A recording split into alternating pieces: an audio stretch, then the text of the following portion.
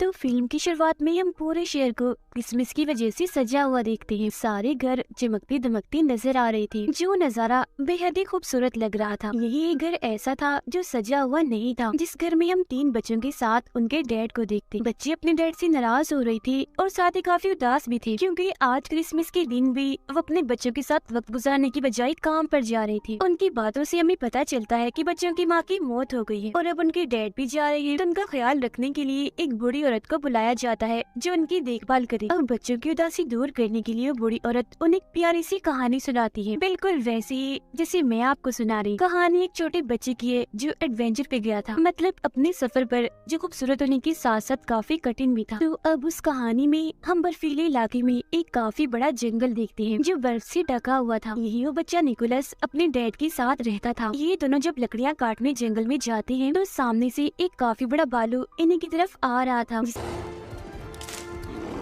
देखकर ये दोनों काफी डर जाते हैं और भागकर वापस अपने घर आ जाते हैं। यहाँ हमें पता चलता है कि निकोलस ने अपनी मॉम को बचपन में ही खो दिया था। साथ ही उनकी माली हालत भी काफी खराब थी। वो काफी गरीब थी, क्योंकि ना तो उनके पास खाने के लिए ज्यादा सामान है और ना ही पैसे कमाने का कोई जरिया है। एक रात निकोलस अपने डैड को कहता है, चले पापा आज मुझे कोई कहानी सुनाए, जो बहुत मजे की। जब उसके डैड उसे उसकी मॉम की ये कहानी सुनाती है कि काफी सालों पहले तुम्हारी मॉम ने इन बर्फीली चोटियों को पार किया। वहाँ 2 सोते हुए मॉन्स्टर थे जो दरअसल पहाड़ी थी। तुम्हारी मॉम उनके बीच से निकलकर दूसरी तरफ गई, जहाँ एक अलग ही नस्ल के लोग रहते हैं जिन्हें एल्व्स कहा जाता है। और वो एल्व्स का गांव था जिसका नाम एल्फेम था। एल्व्स दरअसल होती तो इंसान ही है, बस उनकी शक्ल सूरत थोड़ी सी अलग होती है, मतलब उनके कान थोड़े से नुकीले और लंबे होते हैं। वो एल्व्स लोग कोई आम नहीं थे, बल्कि उनके पास जादुई शक्तियाँ थी। उन्होंने तुम्हारी मॉम के साथ काफी अच्छा बर्ताव किया, काफी अच्छे से उनका वेलकम किया। और फिर जब तुम्हारी मॉम वापस लौटी तो उनके पास बहुत सारी चॉकलेट्स और खिलौने थे जो आसपास के लोगों में हमने बांट दिए, जिससे हर तरफ खुशियाँ फैल गई। इसी दौरान उन्हें कमरे में किसी जानवर की होने का एहसास होता है। तब उसके डैड उस जानवर को मारने के लिए कुल्हाड़ी उठाकर उसे ढूंढने लगते हैं, मगर देखते हैं कि वो जानवर तो एक छोटा सा चूहा है, जिसे मारने की उसके डैड बहुत कोशिश करते हैं, मगर हर बार वो बचता रहता है। जिसके बाद वो चूहे को निकोलस के कहने पर छोड़ देती, क्योंकि वो छोटा सा चूहा उसे बहुत ही प्यारा लग रहा था और वो उसके साथ दोस्ती करना चाहता था। फिर अगली सुबह निकोलस उसका नाम भी रख देता है। वो उसे बात करने की कोशिश करता है और चूहे को भी कहता है कि तुम भी बोलो, जिस पर उसके डैड कहते हैं बेटा चूहे नहीं बोल सकते। जिसके बाद दोनों बाप बेटे राजा के महल में जाते हैं, क्योंकि आज उन्होंने अपने गांव के रहने वाले हर इंसान को बुलाया था। राजा उन सभी को बताते हैं कि मैंने उम्मीद के साथ साथ जीने का मकसद भी खो दिया है, और जो इंसान मुझे उम्मीद के साथ साथ जीने का मकसद लाकर देगा तो उसके बदले में मैं उसे माला माल कर दूंगा। अब जो कहानी निकोलस के डैड ने उसे सुनाई थी वो अब पूरे ही गांव में फैल गई थी, जिससे लोगों को लग रहा था कि एल्व्स का गांव एल्फेम सच में पाया जाता है, जहाँ जाकर वो राजा के लिए खुशियाँ, उम्मीद और जीने का मकसद ला सकते, जिसके बदले में राजा उन्हें माला माल कर देगा और वो अमीर बन जाएंगे। गाँव के कुछ लोग निकोलस के डैड से मिलने आते हैं और उन्हें अपने साथ चलने का कहती है, जिसमें वो एल्फेम गांव को ढूंढेंगे और राजा के दिए हुए इनाम से अमीर हो जाएंगे। तो अब अपने सारे हालात गरीबी को देखकर उसके डैड भी उनके साथ जाने के लिए मान जाते हैं। ये बात जब वो निकोलस को बताते हैं तो वो उदास हो जाता है, मगर वो उसे तसल्ली देते हुए कहते हैं, मैं वादा करता हूँ बेटा 7 से 8 दिन में मैं वापिस आ जाऊंगा और मेरे आने तक तुम्हारा ख्याल मेरी बहन रखेगी। फिर जब उसके डैड की बहन घर आती है तो वो उसके डैड के सामने तो काफी अच्छी अच्छी बातें करती है, बहुत अच्छे से पेश आती है, मगर जब उसके डैड जाते हैं तो वो अपना रंग दिखाने लगती है। वो पूरे घर पर कब्जा करके निकोलस के साथ काफी बुरा करती है। वो उसका सामान देकर घर से बाहर निकाल देती है। सामान में निकोलस की एक गुड़िया भी थी जो सब्जी की बनी हुई थी। वो उसे बेहद ही प्यारी थी, क्योंकि उसकी मॉम ने वो बनाई थी, जो उनकी आखिरी निशानी थी। बाहर आने के बाद निकोलस अपने लिए एक टेंट लगाता है और अपने चूहे दोस्त के साथ रात बाहर ही गुजारता है। अब काफी दिन हो गई थी, मगर अभी तक उसके डैड वापस नहीं आए थे, जिससे वो भी अब अपने डैड के वापस आने की उम्मीद खो चुका था। उसे लग रहा था कि कहीं उसके डैड के साथ कुछ हो ना गया हो। अब खाने की तंगी तो उन्हें पहले से ही थी, मगर एक दिन उसके डैड की बहन उसे काफी मजेदार सूप बना के देती है, जिससे काफी मजे लेकर निकोलस पीता भी है। मगर तभी वो बताती है कि ये सूप मैंने तुम्हारी गुड़िया से बनाया, जिस सुन उसे काफी गुस्सा आ गया था, इसलिए वो उस पर चिल्लाने लगता है। मगर अब तभी निकोलस की नजर अपने जलती हुई टोपी पर जाती है जो उसकी मॉम ने ही बनाई थी। तब वो जल्दी से टोपी लेकर बाहर आता है और बर्फ में उसे लगाकर आग बुझा देता है। वो देखता है कि टोपी पर एक नक्शा बना हुआ है और ये नक्शा बिल्कुल वैसी था जैसे उसके डैड ने उसे कहानी सुनाई थी, जिससे वो समझ जाता है कि उसकी मॉम की कहानी सच्ची थी। एल्फियम का गाँव सच में पाया जाता है जहाँ जादू है, तो इसीलिए अब वो ये फैसला करता है कि मैं भी उस गाँव में जाऊंगा। और फिर अगले ही दिन वो अपने साथी चूहे के साथ अपने सफर पर निकल जाता है। सफर के दौरान वो चूहे को नए नए अल्फाज सिखा रहा था, हालांकि उसे पता भी था कि बोल नहीं सकता। पूरा एक दिन का सफर तय करने के बाद वो एक गाँव में पहुँचता है जहाँ उसकी मुलाकात एक बूढ़ी औरत से होती है जो उसे वापस जाने का कहती है और ये भी कि तुम्हारी मेहनत बेकार जाएगी। एल्फियम नहीं पाया जाता, उसकी तलाश में ऐसे जगह जगह मत भटको, मगर वो उसकी बात नहीं मानता और अभी भी अपना सफर जारी रखता है। कुछ और दिन का सफर करने के बाद वो गुफा में पनाह लेता है। वहाँ भी बर्फ थी तो पत्थर को रगड़कर वो आग जलाता है और फिर दुआ करने लगता है कि अगर जादू सच में पाया जाता है तो मेरा चूहा बोलकर दिखाए। और फिर तभी सच में उसका चूहा बोलने लगता है, जो देख निकोलस काफी चौंक जाता है।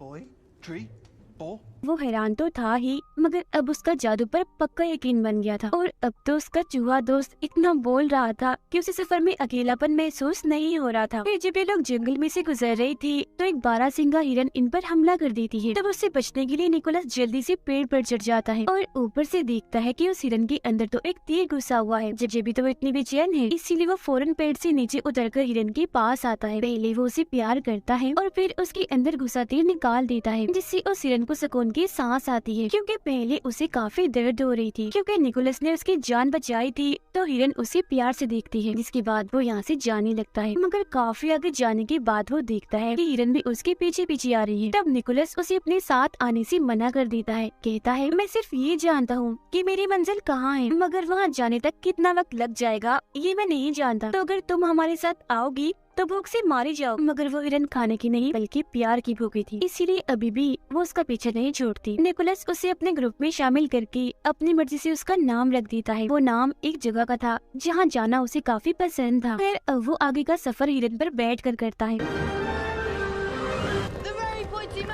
और दो सोते हुए मॉन्स्टर्स के पास पहुंच जाता है जो असल में पहाड़ी थे। ये बात उसकी मॉम की कहानी में उसके डैड ने भी सुनाई थी, तो इसका मतलब ये होगा कि इसके पीछे ही एल्फियम गांव है। मगर जब भी तीनों पहाड़ों को पार करके दूसरी तरफ जाते हैं तो इन्हीं वहाँ बर्फीली हवाओं के अलावा और कुछ नहीं दिखता। और तभी निकोलस बेहोश होकर गिर जाता है, क्योंकि काफी दिनों से उसने कुछ खाया नहीं था और साथ ही यहाँ ठंड भी बहुत थी। मगर तभी इधर एक बच्ची अपने दादा के साथ आती है। ये दोनों एल्फ्स थे। वो बूढ़ा आदमी जब निकोलस को बेहोश देखता है तो उसके पास आता है और जब वो ये देखता है कि ये तो एक इंसान है तो वो उसकी मदद करने से मना कर देता है। मगर तभी बच्ची बोलती है हमें किसी को भी ऐसी मुसीबत में नहीं छोड़ना चाहिए। कोई भी जरूरतमंद हो जिसे मदद चाहिए हमें हर हाल में उसकी मदद करनी चाहिए, फिर चाहे वो कोई भी हो, एल्फ हो या इंसान हो। जो बात सुनकर उसके दादा निकोलस पर एक जादू करते हैं जिससे वो फौरन होश में आ जाता है। अब बूढ़े आदमी ने उस पर यकीन का जादू किया था, जिसका मतलब था कि अब निकोलस जिस जिस चीज पर यकीन करेगा और यकीन के साथ उसे सोचेगा तो वही होने लगेगा, मतलब कि वही यकीन उसे दिखने लगेगा। निकोलस उन्हें बताता है कि मैं यहाँ अपने डैड को ढूंढने आया हूँ जो एल्फियम की तलाश में निकले थे मगर वापस नहीं आए। इसके बाद वो उनसे पूछता है अच्छा अब आप ही बता दें एल्फियम कहाँ है। जिस पर बच्ची बोलती है कि अभी हम एल्फियम के बाहर ही खड़े हैं, मगर उसे तो वहाँ बर्फ के अलावा और कुछ भी दिखाई नहीं दे रहा होता। तो बूढ़ा आदमी उसे कहता है तुम यकीन करो और फिर सोचो। और जब निकोलस यकीन करता है और ये सोचता है कि मेरे सामने एल्फियम गांव है तो उसे अब की बार सच में एल्फियम गांव दिखने लगता है। अंदर आने के बाद ये लोग एक खुफिया रास्ते से उसे एक पार्टी में लेकर जाते हैं जहाँ सब लोग नाच रहे थे और खाने की मजे मजे की चीजें भी इधर पड़ी हुई थी, जिनमें मीठी और बच्चों की चीजें ज्यादा थी क्योंकि आज दरअसल यहाँ क्रिसमस होती है। चूहा तो यहाँ का माहौल देखकर बहुत ही खुश होने लगता है और खाने की चीजों में घुसकर खूब मजे करता है।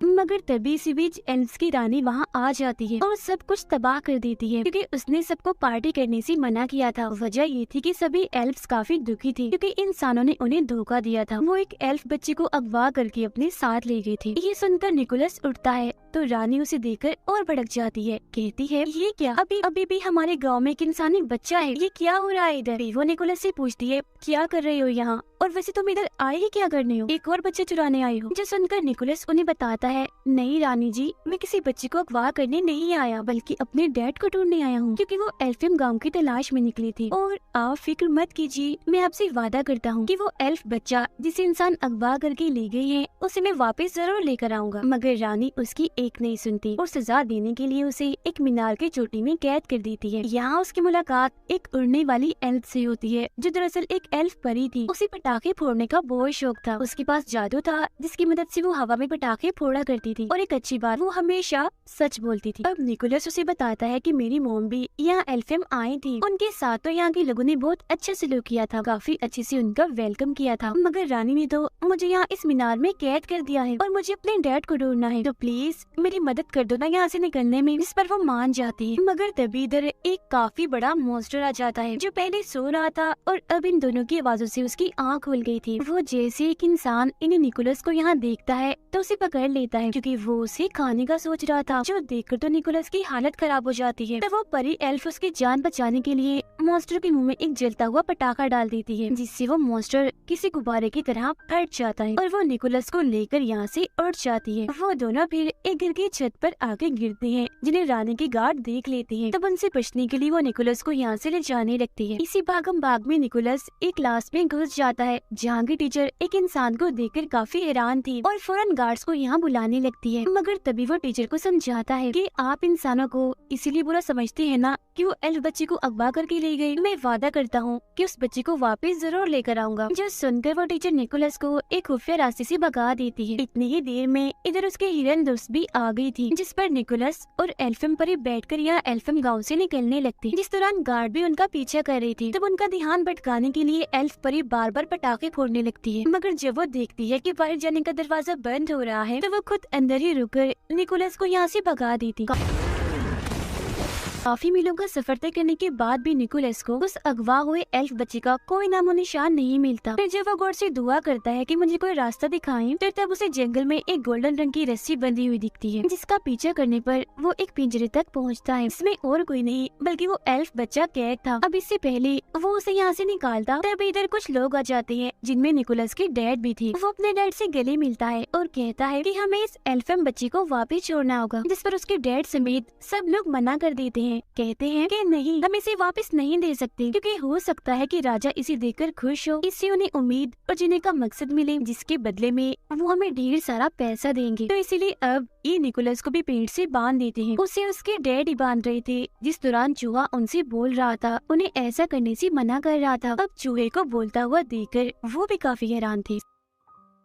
सबके सोने के बाद उसके डैड उसके पास आते हैं और वो निकोलस के साथ साथ उस एल्फ बच्चे को भी पिंजरे से आजाद कर देते हैं और बताते हैं कि उन सबके सामने मैं तुम्हारी मदद नहीं कर सकता था, इसीलिए मैंने तुम्हें बांध दिया था। अब इससे पहले वो यहाँ से निकलते सारे लोग जाग जाते हैं और तीरों से उन पर हमला कर देते हैं। अब हिरन के ऊपर निकोलस और वो एल्फ बच्चा बैठा हुआ था। हिरन के पीछे एक बग्गी बंधी हुई थी, जिसमें उसके डैड बैठे हुए थे, जिस वजह से हिरन तेजी से नहीं दौड़ पा रही थी। तभी निकोलस को याद आता है कि मुझ पर तो यकीन का जादू हुआ है, यानी मैं जो भी यकीन करके सोचूंगा वो पूरा हो जाएगा। तो वो हिरन पर हाथ रखकर उसे उड़ने का कहता है। हिरन थोड़ा सा ऊपर उड़ती तो है, मगर वजन ज्यादा होने की वजह से वो काफी ऊपर नहीं उड़ पाती और वापिस से नीचे आ जाती। ये देखकर उसके डैड अपने बेटे निकोलस की जान बचाने के लिए अपनी बग्गी की रस्सी काट देते हैं और जाकर एक खाई में गिरते हैं, जिससे उनकी मौत हो जाती है,